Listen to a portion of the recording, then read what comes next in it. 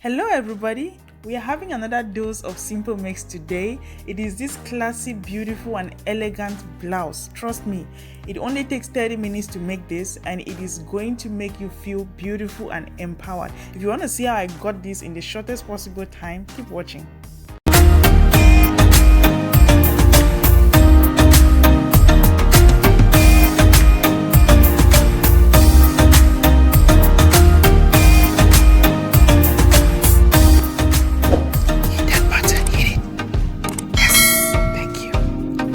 Let's start off by taking our measurements. The very first measurement we are taking is the upper bust, and make sure that it is as tight as possible since we'll be using an elastic band over there.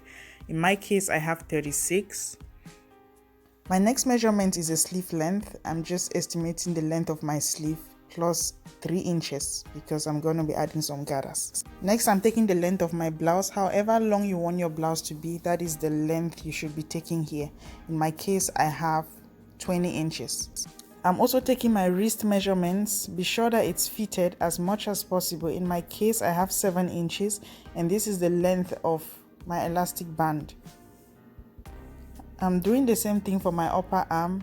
That is where my sleeve will begin. So of course it's going to be different lengths. Over there I have 12 inches.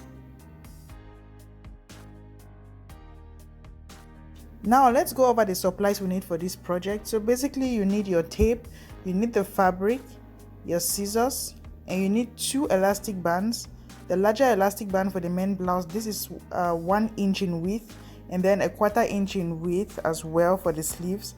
You need chalk and a box of pins. So this is all. So here I have pre-cut fabric, 4 pieces all together. There's a front piece and the back piece for the main blouse and then the other 2 pieces for the sleeves. So the front piece of my blouse measure 20 inches by 72 and the 72 comes from your upper bust measurement times 2, and this is because I want the blouse to really be full in front because I have the bust area in front as well. And my back piece is 20 inches by 54, which is 1.5 times the bust measurement. Now because I want my sleeves to be extremely puffy, I have 2 pieces which measure 20 inches by 34 inches each. I have 5 elastic strips with me, and the first one, which is the 1 inch elastic, actually measures your upper bust measurement, which is 36 inches, but then minus 2 inches because you want it really fitted. The other 4 are the 1/4 inch elastic strips, 2 of which measure 7 inches and the other 2 10 inches for your wrist and your upper arm respectively. So I decided to start out with the sleeves because I couldn't wait to see what they would look like. I have dreamt of these sleeves for several days and finally I'm making them today. So I'm basically just going to create elastic casing along the length. Remember that our elastic is 1/4 inch, so our casing should be slightly bigger than 1/4 inch. But again, I'm trying to get a neatly finished garment, so I'm folding a tiny pinch to hide the raw edges and give my blouse a neat finish. If you cannot eyeball this measurement, you can use a tape as well, and if you anticipate any problem while sewing it, please go ahead and pin this fold down with pins. After getting everything folded nicely along both ends of my sleeve, I'll go ahead and run that through the sewing machine, and I'm doing the same thing for the other sleeve as well.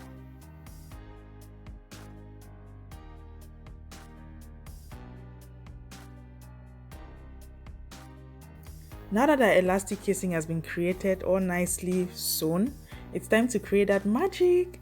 And basically, we are using 2 strips of elastic per sleeve. So be sure that you're using 1 7 inches and the other 1 10 inches per sleeve. Simply use a safety pin, hook it onto the elastic and then put it through the elastic casing that we just created. And because the elastic strips are so short, you have to secure the outer end of the elastic so it doesn't slip through. It can be very annoying if it slips into the elastic casing, and it's also a daunting task to take it out. And how do I know? I know because it happened to me at least 3 times while I was making this blouse. It is so annoying. Alright, so once you're done putting the elastic through, make sure you tie it or use a pin to hold it together, else it's gonna slip in.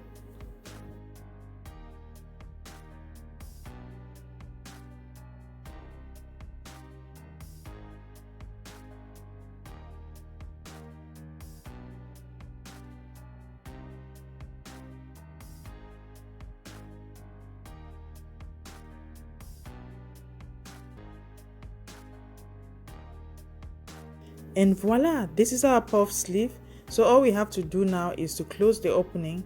Be sure that you're closing this opening right sides facing each other so that you have the seam on the wrong side. I'm stating this because I mistook the wrong side for the right side a couple of times in this project. I mean, due to the nature of the fabric anyway. So it's time to work on the main pieces of the garment, the front piece and the back piece. So basically we are doing the same thing that we have done for the sleeves, aside for the fact that we are only creating an elastic casing on one side, unlike the sleeve where we had it on both sides, on both lengths of the sleeve. So for this one we are only doing on one length, and the size of the casing as well is different because our elastic band is larger. So the casing here is going to be slightly larger than an inch, so about an inch and a quarter for wiggle room.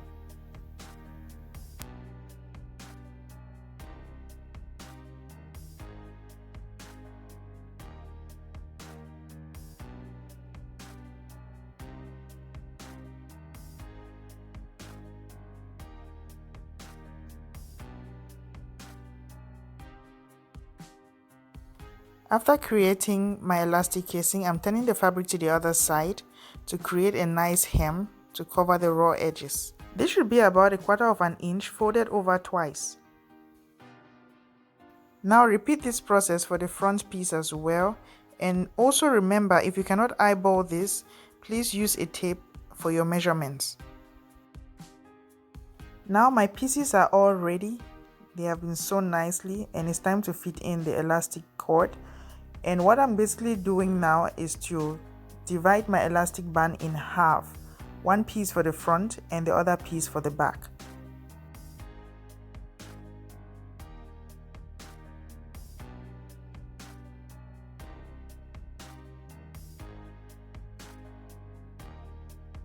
I'm using a safety pin to help me fit my elastic into the elastic casing, and don't forget to secure the other end of the elastic so that it doesn't slip through. Remember that the elastic bands are really short and our fabric pieces are super long.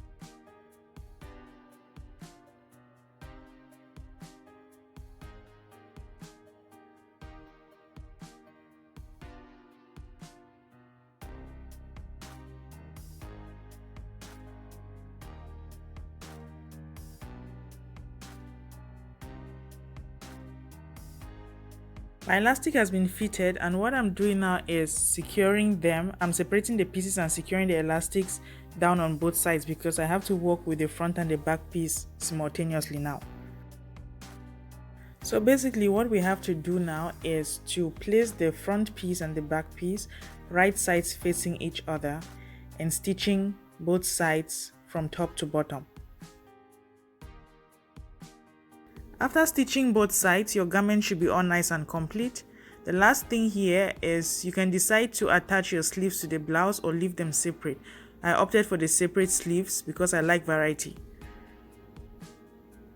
We've come to the end of this video. Thank you guys for watching, and I hope you guys learned something. Please don't forget to subscribe, like and share with your friends. Until next time, bye!